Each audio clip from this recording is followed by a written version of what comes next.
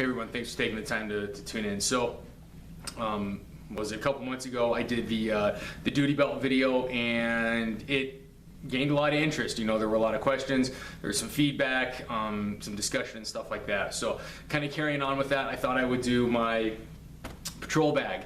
Now, the idea behind a patrol bag is that this rides on the passenger seat of your patrol car. Now, in my case, I have a take-home patrol car, so that affects choices about everything I do, from the stuff that I carry on my duty belt, as I kind of alluded to in the video and in some of the questions. So things that I carry on my duty belt, things that I keep in my pockets, all that kind of stuff are affected by the car that I use. Now again, I have a take-home car, and it happens to be a Ford Crown Vic. So the bag that I chose to go in my patrol car is this one, and this is the 511 Wingman Patrol Bag.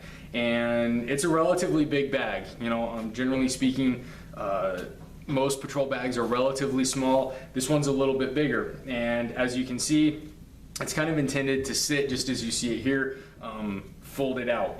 And a lot of bags don't really do that so well. This top portion here leans against the back of the car seat and straps to the headrest, and then this flap here is intended to lay open just like this on the seat.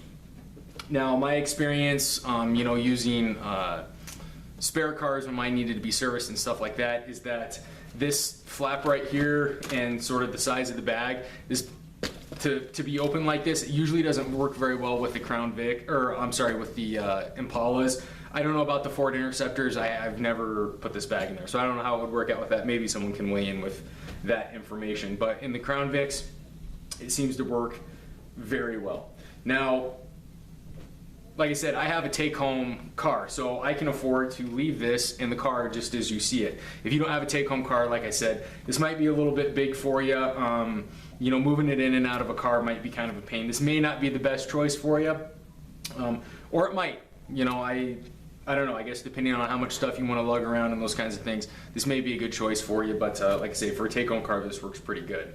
Now, the stuff that's in this bag is my personal preference, stuff that I found over the years, things that I use all the time. I keep, you know, lots of stuff in my car, but this bag represents the stuff that I use, generally speaking, most often.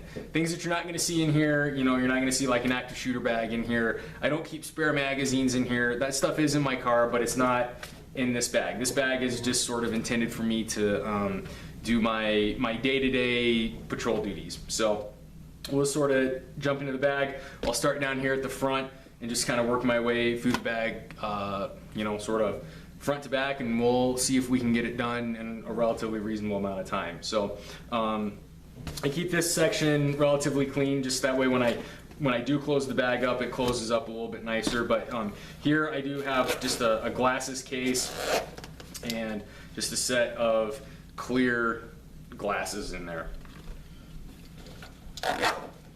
and they're kind of like safety tactical glasses for use at night and stuff like that. This is a 12-foot tape measure, and I primarily use this for like motor vehicle crashes, so I can measure height of damage and stuff like that. It's also, you know, I use it for other crime scene stuff, but that's mostly crime scene processing type things. So I'm not going to take all these out. You guys can see them here.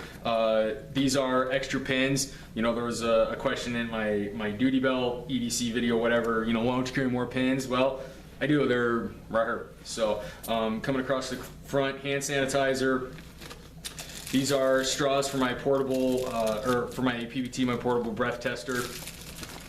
Right over here to this little pocket is stuff that I use just to keep my glasses clean. So some spray and a little cloth there. Put that stuff back. Just like Windex for spraying off the, you know, the inside of like my car windshield and stuff like that. So let's see.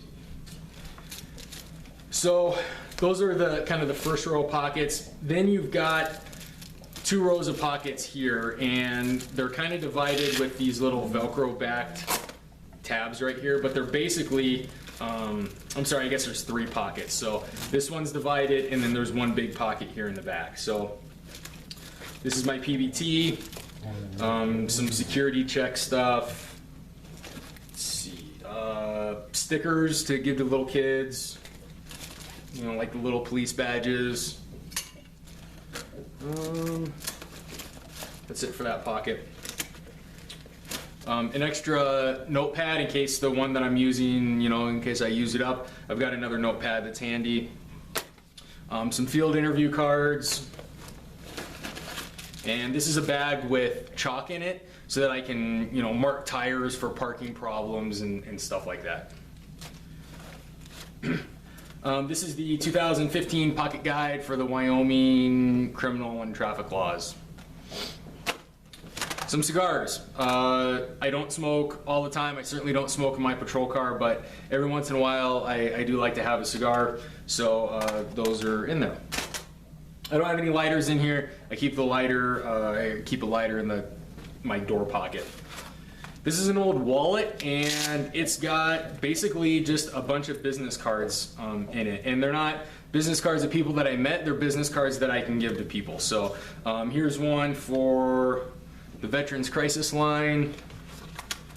I keep a couple of my business cards in there. Let's see. Steps of Grace, Suicide Prevention.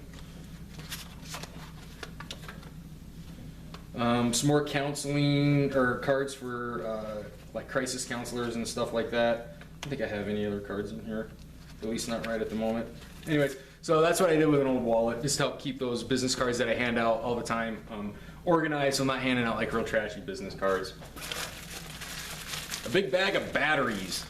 So I've got a couple of 123 batteries in there for flashlights, some AAAs and some AA's just to run my normal electronics. A package of tissues. Pencils to hand out to kids. I keep just a bunch in there just cause. I think that does it for that pocket. Now coming back in here to the back pocket, this does have a removable divider, and I do keep the divider in there. It just helps keep things organized. It adds a little bit of rigidity to the bag. So, citation book, just a clipboard. This is an accordion binder with just a bunch of forms in it. So things like property receipts, written statements, accident reports,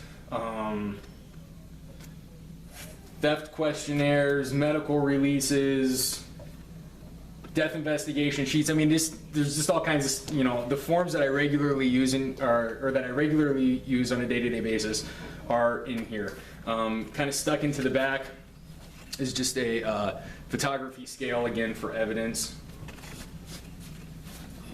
And I think that pretty much does it and that just came from like Walmart or something. Stuck in there. So 2014 Wyoming Criminal Law and Traffic Manual. I keep my updated ones in the office. I just keep this one in the car. Between this and the, I guess this is the 2015 one. My 2016 one is stuck up in my visor. I forgot to grab it, but so I keep criminal law books all over the place. Let's see, and then this is a patrol binder, and basically this just has a bunch of different maps in it, call out lists, resource lists, you know, layouts for schools, like our communications plan, like what all the different radio channels and stuff like that, the different zones and all that kind of crazy stuff. I keep a list of that kind of stuff in here. That kind of stuff, again, just sort of a simple patrol binder. A bag of cough drops. And that does it for that. Now, you know, as kind of I go through my work week, this may have things added to it, taken away from it, but this is the staple of the bag. Things that might get added to it, you know, like maybe extra accident forms or something along those lines. But generally speaking, this is the contents of my bag. It's also not always this organized, but there's the contents of the main part of the bag. Coming up here, this is an admin pouch. I believe it's made by Tactical Assault Gear. We went away from like black tactical gear, so I sort of reacquisitioned some pouches. Just a digital camera, another photography scale. Anything else in there? I think that's it.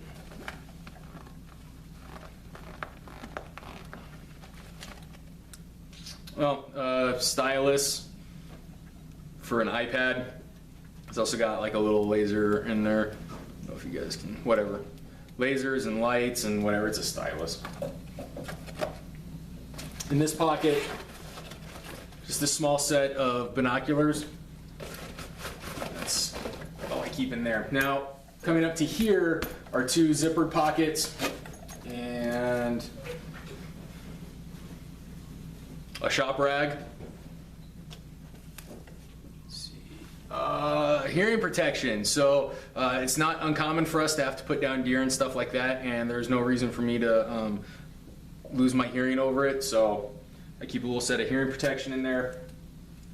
Hands-free set for my phone. That way I can talk and drive. If I know I'm going to be on the phone for a while, I go hands-free. Chapstick.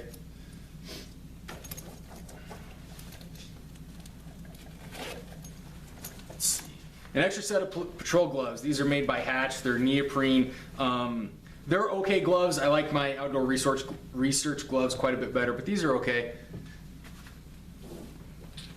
And then this is a device that I can hook it up to my phone and then plug it into a pocket recorder and record the conversation that's on my phone. So, you know, it's not uncommon for us to call suspects and stuff like that. It's good to be able to record those conversations without putting it on speakerphone and stuff. So, so there's that. Now, just kind of a little bit more about the bag. So, this flap down here, the part that goes against the seat, and then the two sides of the bag are MOLLE lined.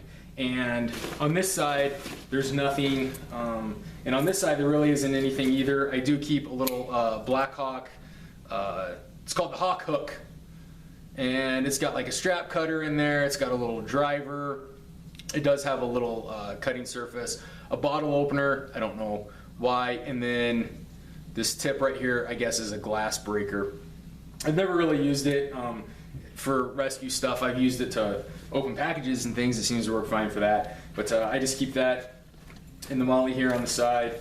And then in my EDC video, duty EDC video, I talked about not liking a lot of keys. Well, there's some of my extra keys, and I'm actually short some that I had to give away for the, or not give away, but loan out for the range.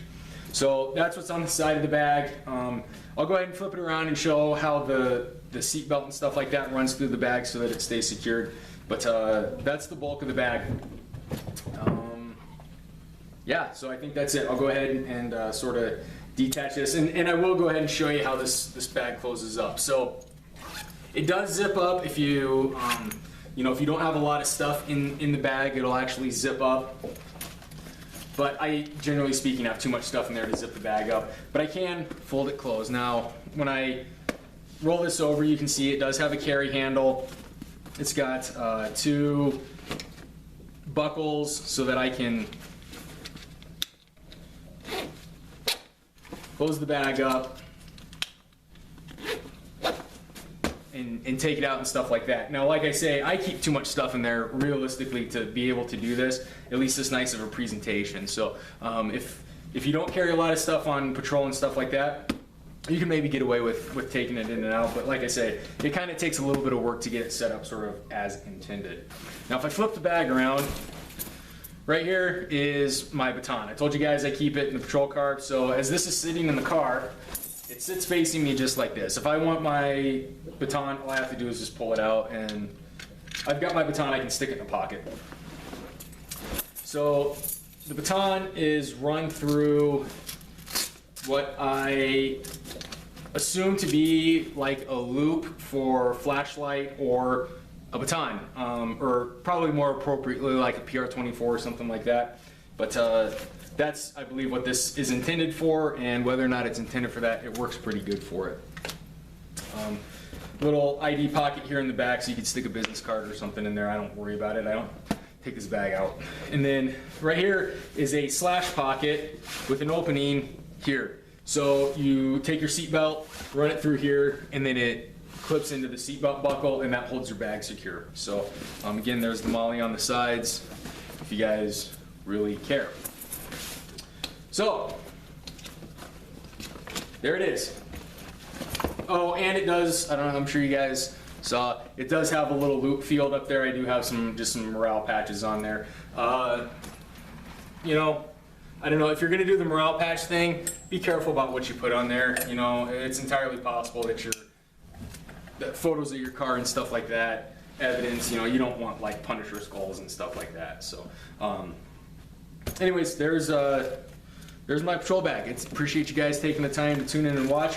If you're, you know, I hope you found this interesting. If you're maybe new to law enforcement, just want some new ideas about things to put in your patrol bag, those kinds of things. I hope this kind of helped you out. And if you have any questions, throw them up at the bottom. If you have suggestions, throw them up at the bottom. You know, I've been doing this a while. I've been using this bag a while, so I've probably tried a lot of the things that guys might suggest. You know, those kinds of things. One of the things I saw with the duty EDC video was a lot of people had the same question. You know, if you're going to ask questions about why I do or don't carry something, check the comments, because it's probably in there. I probably already talked about why I do or don't carry something and things along those lines. Also, from the duty video, be respectful. If you don't like me, that's fine. You don't like my profession, that's fine. I encourage discourse. You know, let me hear your opinions and stuff like that. But if you're going to attack me personally, I'm just going to block you, to be honest. You know, if you don't like law enforcement, that's fine. But when you start making assumptions about me, you know, I don't appreciate that, to put that mildly. So, if you don't like my videos, then don't watch me. Don't like what I do, then don't watch my stuff. Simple as that. All right. So be respectful. Be respectful to me. Be respectful to the other posters and stuff like that. Anyway, so I'm off that soapbox. Again, I appreciate you guys taking the time to tune in and watch. And if you like the content, like, subscribe, and share, and all that good stuff. So appreciate you guys taking the time to tune in and watch. Thanks.